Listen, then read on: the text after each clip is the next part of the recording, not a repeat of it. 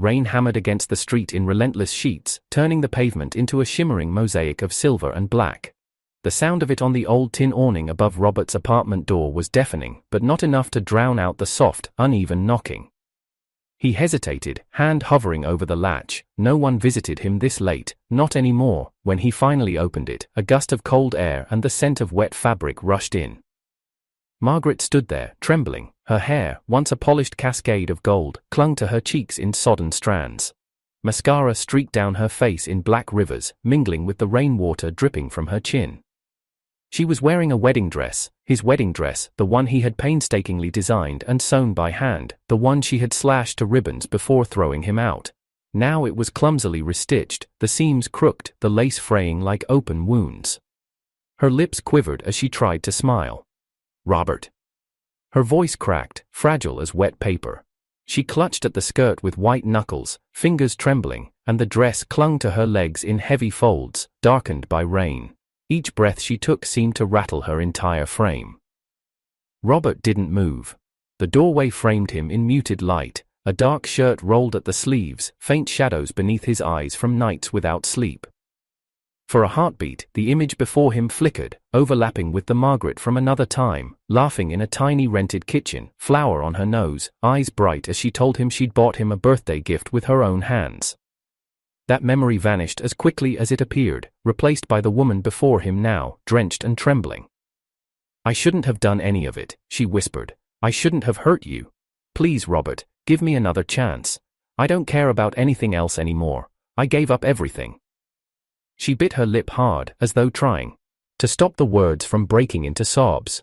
"I love you, I really do. Please, will you marry me again?" Her plea floated between them, heavy and wet like the rain pooling at their feet. Behind her, the streetlights painted the road in streaks of pale orange and steel blue, casting long shadows that swallowed her small frame. In her eyes there was no trace of the coldness that had once thrown his ring to the floor, no trace of the contempt that had told him he made her sick. Only naked desperation and a glint of hope, like a drowning person reaching for a hand that may never be offered. Inside the apartment, the light was warm and still. Robert's fingers twitched at his side. He remembered the hospital corridor echoing with her angry voice. He remembered Daniel's smug sneer, Margaret's soft laugh as she leaned into another man's arms, the slap that had stung his face harder than the rain ever could. He remembered every get-out she had thrown at him, the years of soup and stitches and waiting by her bedside like a servant. And now she was here, in the same dress she had destroyed, trying to sew it back together with trembling hands, as if that could sew him back too. His chest felt hollow. Not angry, not even sad, just empty, like a room someone had long since moved out of. He looked at her face, pale under the streetlight, and his voice came out steady, almost quiet, but carrying more weight than any shout could. "Where in the world is it that easy?" Robert had always known his place in the world, the illegitimate son of a man too powerful to disown him publicly, and too ashamed to acknowledge him privately. His early life was a mosaic of closed doors, whispered glances, and shoes that never quite fit.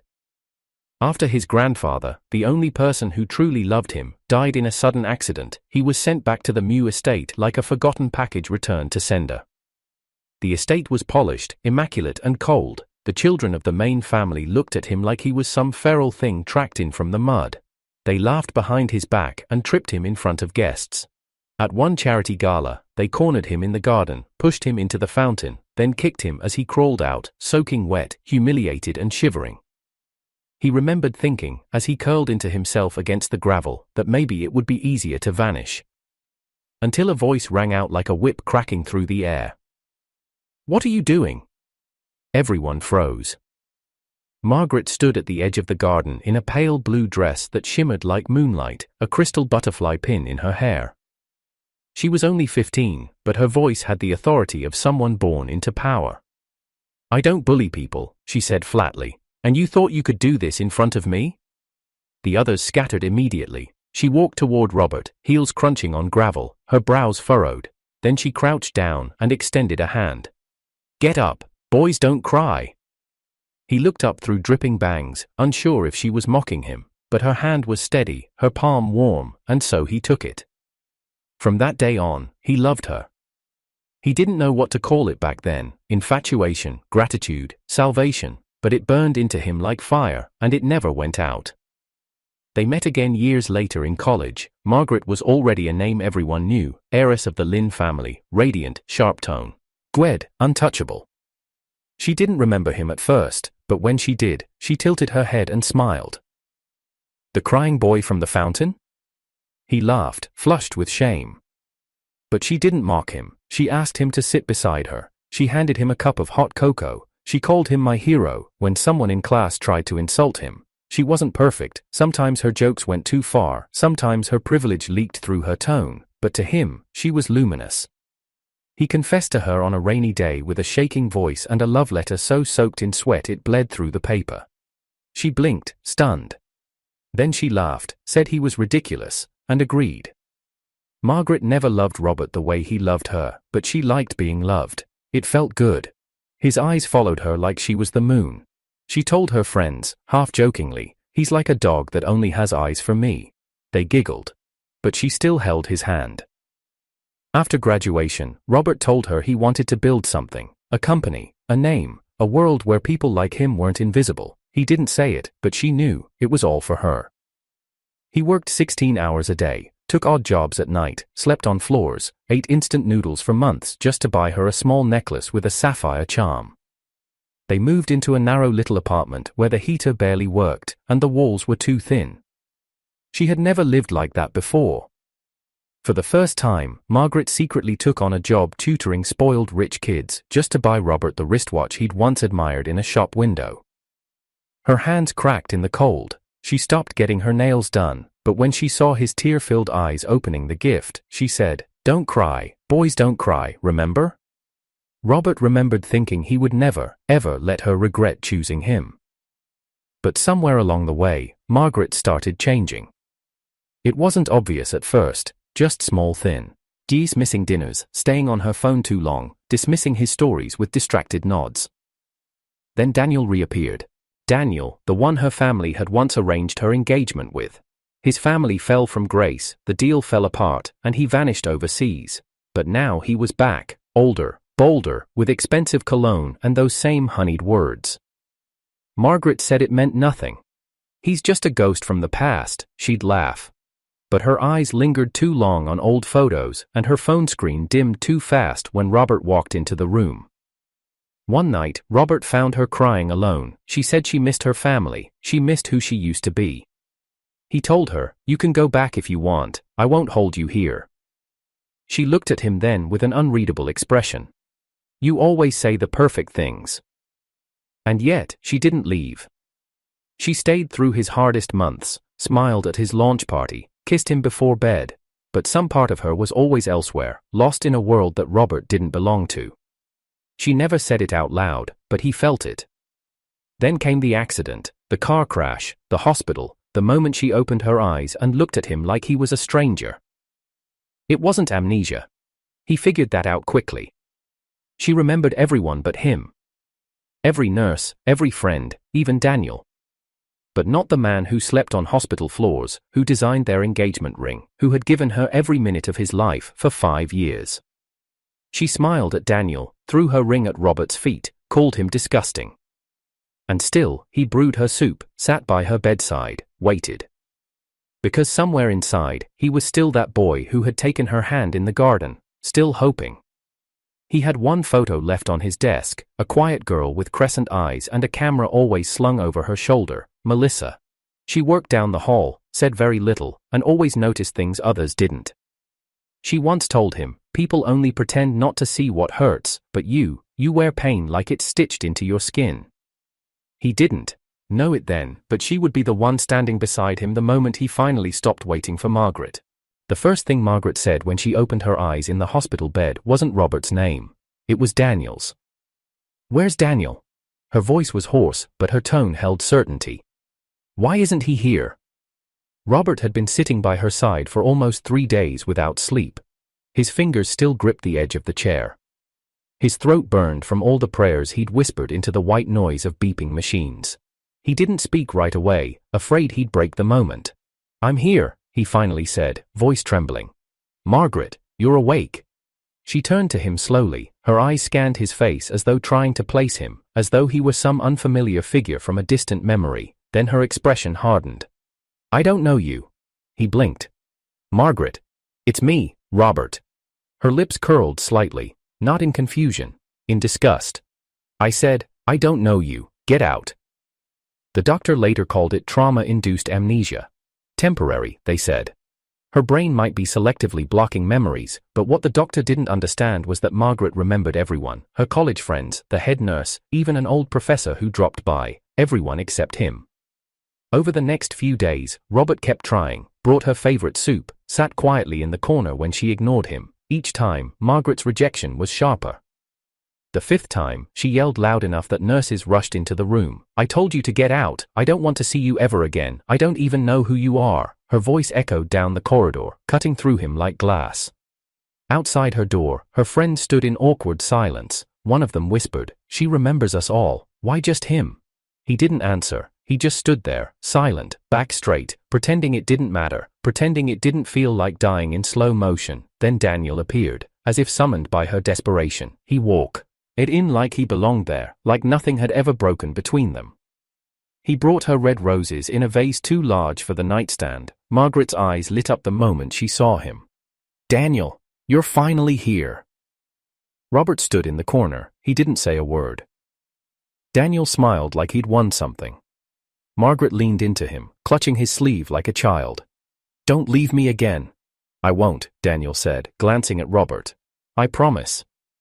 Later that night, Robert stood in their empty apartment and opened a drawer filled with fabric swatches, pencil sketches, and notes.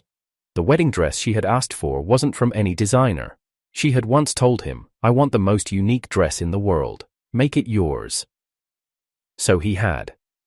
Every bead, every stitch, he'd done by hand. He remembered pricking his finger more than once. Remembered how his hands trembled the night he embroidered her initials, ML, into the lining. Now that same dress lay folded in a box, untouched.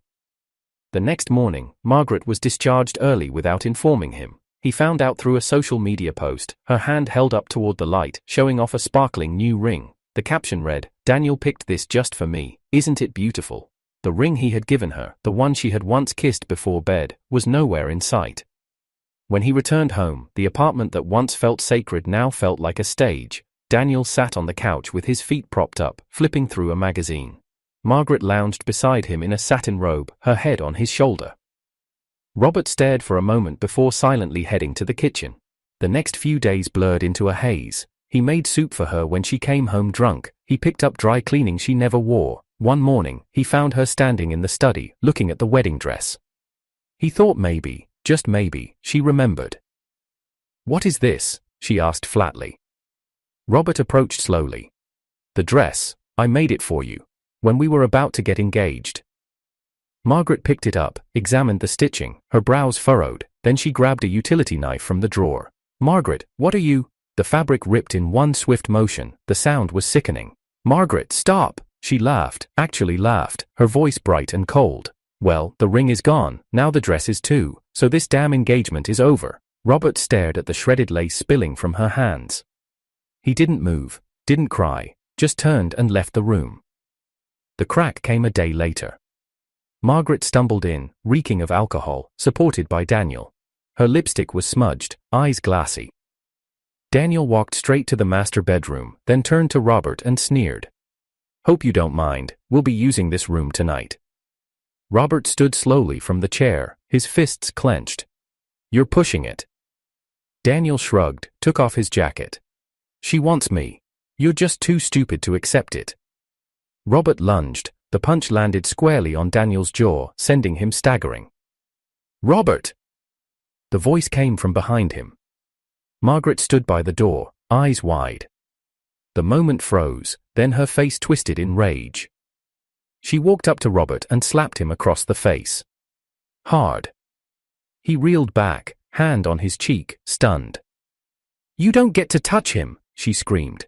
"Who the hell do you think you are?" Robert's lips parted, but no words came out. Margaret helped Daniel to his feet, gently brushing the blood from his mouth. "You're disgusting," she spat without looking at Robert. "Why don't you just die?" Upstairs, the door slammed, then silence.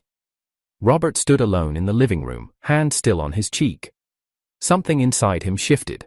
Not rage, not pain, not even sadness. Just stillness. The kind of stillness that came before something broke beyond repair. The apartment was quiet, rain tapped gently against the windows, a soft rhythm that filled the hollow spaces between Robert's thoughts. He sat cross-legged on the floor, cardboard boxes open around him, the smell of old paper and time clinging to the air. He reached for a photo album buried under a stack of forgotten books. The leather cover was worn at the edges, its corners bent, but it still held weight. Inside, page after page, were memories from the days when life was harder, but somehow simpler. Margaret laughing in their tiny kitchen, flour dusting her cheeks. Her hands cupped around a steaming bowl of instant noodles, their first date-night meal in the one-bedroom apartment that rattled with every passing train. A blurry snapshot of her asleep on the couch, his jacket draped over her shoulders, her lips curled slightly in sleep. Robert exhaled, the kind of breath that came out of your body like regret. He'd kept these photos hidden. Even after she had forgotten him, or pretended to, he hadn't thrown them away. Some foolish part of him had clung to the hope that one day, she'd look at them and remember. Now they just mocked him. He shoved the album back into the box and stood up, walking to the sink to splash cold water on his face. The mirror above the faucet caught his reflection, tired eyes, stubble along a jaw clenched too tight for too long. He wasn't sure when the noises started. Soft thuds from the ceiling, footsteps, the squeak of the bed he'd built from scratch. He told himself not to care. Until one afternoon, he passed Daniel in the hallway. Daniel was shirtless, towel draped around his shoulders. Red lipstick stains decorated his collarbone and neck like a twisted medal. Daniel didn't even bother covering up. He simply smirked. Guess I'm her favorite now. Robert said nothing. He walked past without a word, but something in him shifted again. That nin. Margaret emerged from the bedroom to find a folded towel on the table and a hot bowl of hangover soup. She glanced at it, then at Robert, who was gathering papers silently near the door. "What's this for?" she asked coldly. "You get headaches after drinking," he said, without looking up. "Drink it or don't." He didn't wait for a response. Despite everything, despite the humiliation and quiet heartbreak, Robert agreed to proceed with the engagement. Margaret's father called him privately. "If this breaks off publicly, Margaret's reputation will be ruined," he said. "Please." Robert stared at the ring that had once symbolized their future and nodded. For her. A week later, Margaret posted a picture online, a close-up of her hand entwined with Daniel's, a glittering new diamond on her finger. "He spoils me so much," the caption read. She didn't mention Robert once. The engagement party was scheduled 2 days after. Robert arrived at the venue early. He wore a dark suit, tie knotted perfectly, expression unreadable. He greeted guests with mechanical politeness, hands tucked in his pockets as cameras flashed. He hadn't seen Margaret all morning. The makeup artist rushed out from the dressing room, panic etched into her features. "She's gone," she stammered. "I was doing her makeup. She said she needed the bathroom and never came back." The music stopped. Conversations died mid-sentence. Every guest turned toward Robert, their eyes full of awkward sympathy. Mrs. Lynn's face turned pale. Mr. Lynn excused himself and disappeared behind the curtains. Robert didn't panic. He simply stood in place, staring at the empty space beside him where Margaret was supposed to be. He closed his eyes. He'd known, somewhere deep down, he had known. He stepped out into the night, the venue lights glowing behind him. He searched alley after alley, not out of desperation, but out of obligation, to close the page himself. He found her 3 blocks away, pressed against Daniel under the flickering light of a broken street lamp. Her arms were around Daniel's neck, her heels dangling off the edge of a concrete step. She laughed, soft and airy. "We can finally be together," she whispered. Daniel nuzzled her neck and murmured something Robert couldn't hear. Margaret giggled again. "I didn't lose my memory," she said brightly. "I just didn't want to marry that idiot. Worked perfectly, right?" Robert stood at the corner, unmoving.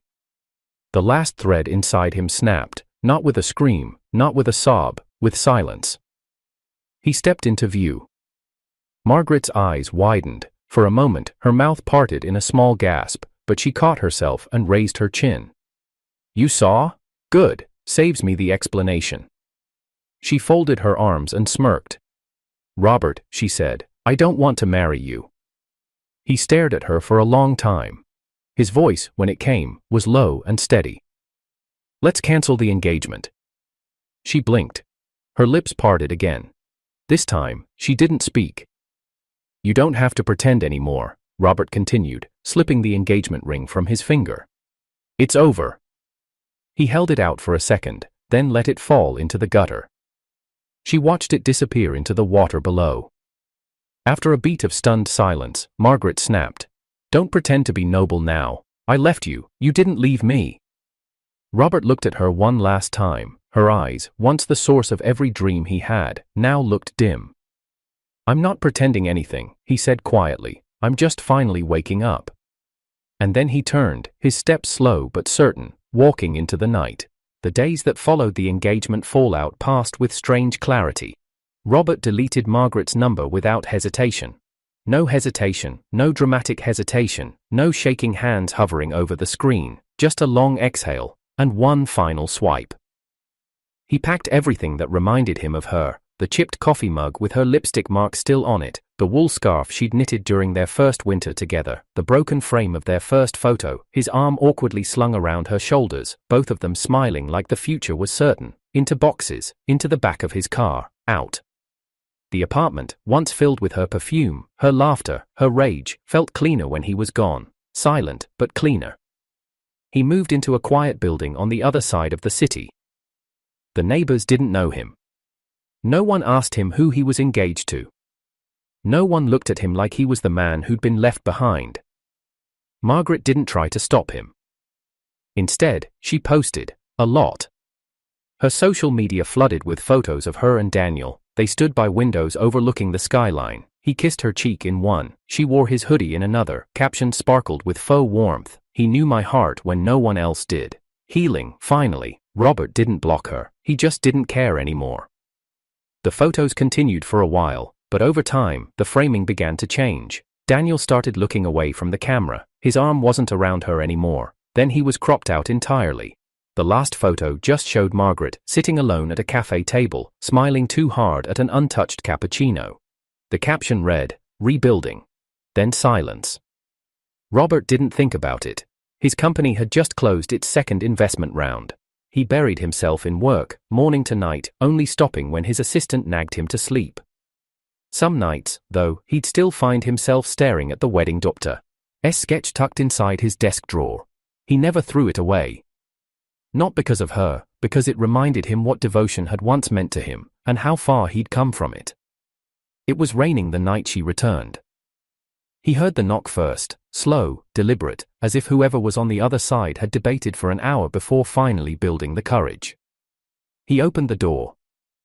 Margaret stood there, her frame drenched, her lips pale from the cold, her makeup was running, her shoes soaked, but none of it was what made him blink. It was the dress, the same wedding dress, the one she'd slashed apart with a knife, now restitched, poorly, the hemline uneven, the lace replaced with cheap netting, stitches visible, thread poking out at every edge. She'd sewn it back together with her own hands. "Robert?" she choked out. I know I don't deserve anything. But please, listen to me." He didn't answer. She took a step forward, clenching the soaked fabric around her arms. "I gave everything up. The Lynn name, the house, even Daniel. I haven't spoken to my family in months. I realized it too late, but I don't want anyone else. I only want you." Her voice cracked. "I was selfish. I was cruel. I know that now. But if you could let me start over with you." Her knees gave slightly, but she forced herself to stay upright. "Please, Robert, please marry me again." He didn't move, his hands remained in his pockets. He looked at her like one might look at a stranger on a train asking for forgiveness they didn't earn. He stepped forward slowly. She looked up, hope flashing through her eyes. He reached behind her, pulled the towel from the rack, and tossed it toward her without touching her. Then, finally, he spoke. "You expect me to marry you when you want, and throw me away when you don't?" His voice was level, quiet, but the storm in his eyes was long gone, not calm, empty. "Margaret, where in the world is it that easy?" She swallowed hard, her hands gripping the dress she once destroyed, her lips parted. "I don't love you anymore," Robert said flatly. The towel slipped from her fingers. He didn't wait for her answer. He shut the door, gently, without anger, just closure. The next morning, he met Melissa. His friend had been trying to set him up for months. He always refused, but this time, for some reason, he said yes. She was already waiting at the cafe, small frame, round apricot eyes, warm smile that curved like a crescent moon. "You must be Robert," she said, standing to greet him. "I'm Melissa." Her voice was light, not sugary, not fake, just warm. The conversation was easy. She didn't ask about his past. She talked about the little things, how she always added too much sugar to her tea, how she had once dropped her phone into a koi pond while chasing a dragonfly. Robert found himself smiling more than once. As they left, Melissa handed him a tiny folded note. "If I'm your dream girl," it read in her playful handwriting, "light up the signal for me." He tucked it into his pocket and laughed softly. The rain had stopped. But across the street, beneath the glow of a lamppost, Margaret stood motionless. Her eyes were red, lips trembling. She had seen everything: Melissa's smile, Robert's quiet laughter, the folded note, all at it. Robert turned toward her. For a long moment, neither of them spoke. Then he looked at her the way he might look at a stranger. "It's late," he said gently. "Go home." She didn't move. Her tears fell silently. Her makeup was smeared again, but this time, she didn't care. He didn't wait. He turned away, walking Melissa to her car. Margaret stood alone beneath the streetlight. The badly stitched dress clung to her like regret. Margaret's world unraveled quietly, not with news headlines or screaming relatives, but with the kind of silence that came after a hurricane had passed, when everything around you was still standing, but irreparably cracked. She cut ties with the Lin family in the most public way possible, posted an open letter online. "I choose love, not legacy," she wrote. "I choose to be ordinary." But everyone could see the desperation under her words. The comments were filled with confusion, then pity. Robert didn't respond. He didn't need to. She moved into a small apartment barely big enough to turn around in. No maid, no chauffeur, no silk sheets or imported perfume bottles lined up like soldiers. The high heels stayed in the back of the closet. She walked to the market herself now, bought vegetables, Googled recipes she never cared about before. And one morning, she cooked. It wasn't much: overcooked rice, stir-fried vegetables that leaned too hard into salt, but she packed it into a neat little container and rode the bus all the way across town. She stood outside Robert's company building for an hour. When he finally came down, she rushed toward him. "I brought you lunch," she said, holding it up like an offering. He didn't even break stride. He took it, and in front of her, dropped it into the trash can without a glance. Her breath hitched. "I won't eat it," Robert said, voice calm. "Don't come again." She stood there as he walked away. Her hands were still clenched, knuckles pale from gripping the handle of the lunch bag. The scent of soy and oil clung to her sleeves. For a moment, she thought she might cry again. But there were no tears left. That night, the messages began. At first, they were short. "I'm sorry. Please talk to me. Just one chance." Then they got longer: voice notes, videos, old photos attached. She even sent a picture of her hands, burned slightly from eyes, oaking, and wrote, "I'm learning to be someone worthy of you." Robert didn't reply. He didn't open them. He just blocked her, one by one, app by app, account by account. He had nothing left to give her. Weeks passed. Until one day, Daniel showed up. Robert was stepping out of the cafe where Melissa liked to get her afternoon tea. He was carrying 2 cups, one with extra honey, just how she liked it, when Daniel appeared from across the street and marched toward him. "What the hell did you do to her?" he demanded. Robert didn't flinch. "To who?" "Margaret," Daniel growled. "She hasn't been the same. She's not eating, she doesn't sleep, she cries all the time. You broke something in her." Robert raised an eyebrow, setting the cups down on the cafe's outdoor table. "I didn't break her," he said evenly. "She did that all by herself." Before Daniel could respond, a quiet voice interrupted. "Robert?" They both turned. Margaret stood a few feet behind Daniel, her coat hanging off one shoulder, her face pale and hollow. She looked like a shadow of the girl who once twirled in designer gowns under crystal chandeliers. Her eyes, swollen and red, flicked toward Daniel, then to Robert. "Did he bully you?" she whispered. Daniel stiffened. "Margaret? What?" Robert stepped back, looking at both of them like they were strangers he had just happened to pass on the street. "Please," he said, "I want both of you out of my life." Margaret's lips parted, but the words never formed. Daniel said something under his breath and turned away first, brushing past her without another word. She stood there a moment longer, then quietly followed. It should have ended there, but it didn't. Because fate, or irony, always gave people one last chance to fall apart. It was the end of a warm spring day. The city had just begun turning gold under the dusk light, and Melissa and Robert had decided to walk instead of drive. Her laughter danced in the air as she pointed out a small dog chasing pigeons across the park path. Robert smiled. Not politely, genuinely. Margaret saw it from across the street. She stood frozen as she watched them. Melissa's hand slipping easily into his. The way Robert leaned closer, whispering something that made her giggle and cover her mouth. They looked like a life she used to own but no longer belonged to. And then Margaret was standing in front of them. Melissa tensed slightly, sensing the weight in the air, but Robert simply looked at her, brows relaxed, eyes unreadable. Margaret's voice was barely audible. "Will you marry her?" Robert looked at Melissa, who didn't say a word, then back to Margaret. "Even if I marry a dog," he said, calmly, "I'll never marry you." It landed sharper than a slap. Margaret stepped back, her expression cracking at the seams, the corner of her mouth trembled. She tried to hold his gaze, but his was already fading into indifference. He reached for Melissa's hand again, as if nothing had happened, and walked away. Margaret didn't chase him this time, didn't call his name, she simply stood still as the sun sank behind the buildings, the streetlights blinking on one by one. Behind her, someone walked by and muttered, "You okay, miss?" She didn't respond.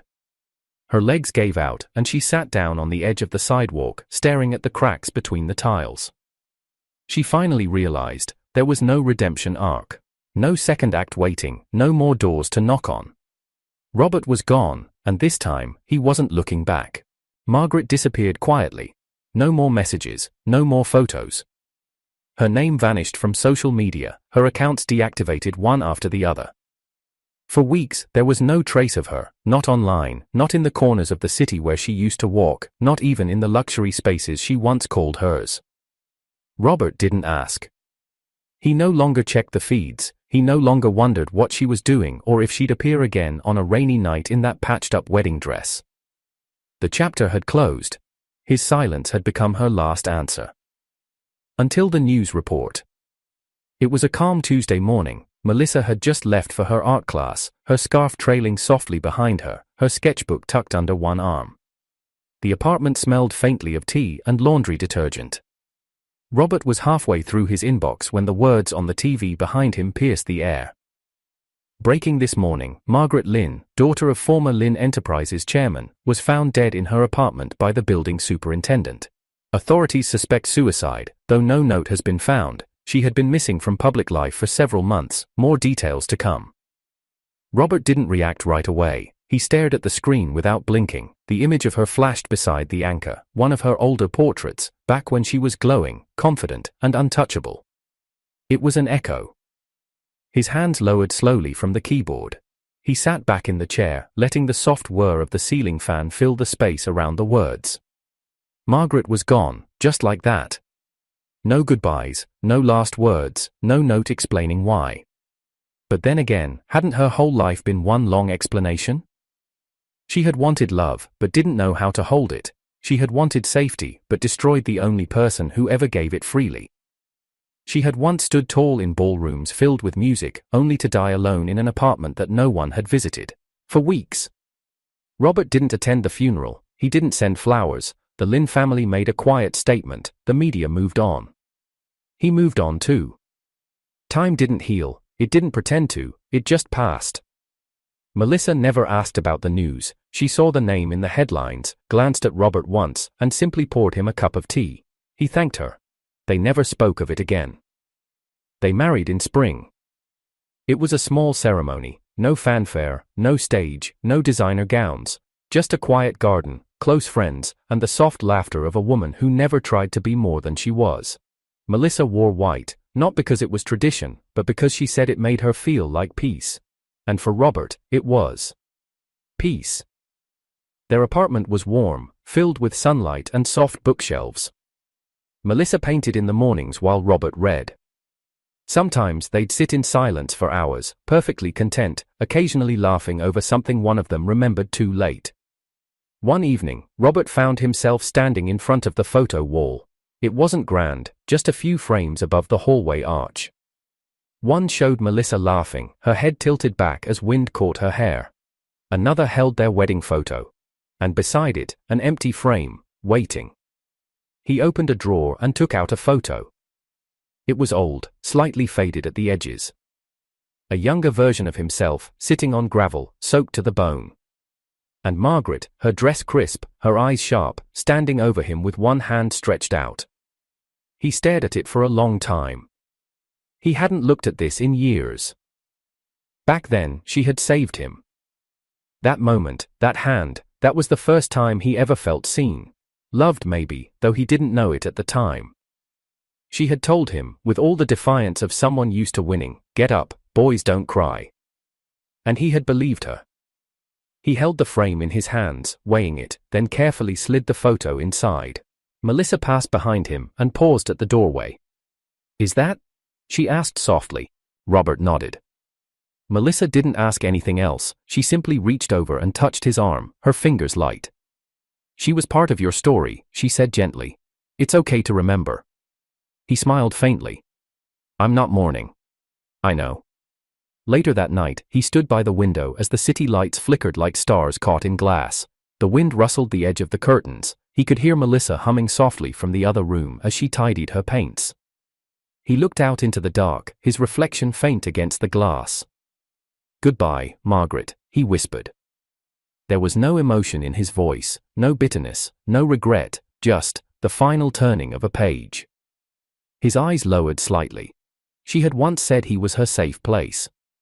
But she turned it into a graveyard and expected him to still live in it.